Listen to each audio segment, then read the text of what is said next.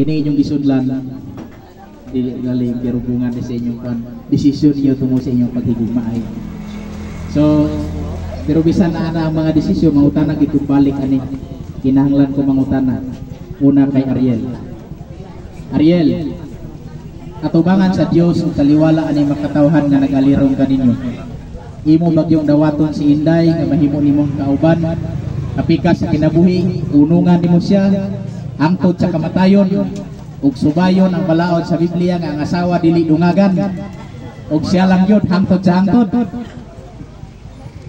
Uyon ba ka? Oo, dili. Oh, pastor. Okay, uyon kayo. Nga mag-uban yun, till death do us part. Santod na. Okay, palakpakan na to si Ariel. Diri na kung inay, dahil atubangan sa Diyos o taliwala ni makatawhan. Are you willing to take Ariel as your husband, tiguban ka niya, hangtod sa hangtod, mag-unong sa kasakit o kalibay? Oo, kayo. Palakpakan na to sila. Ha?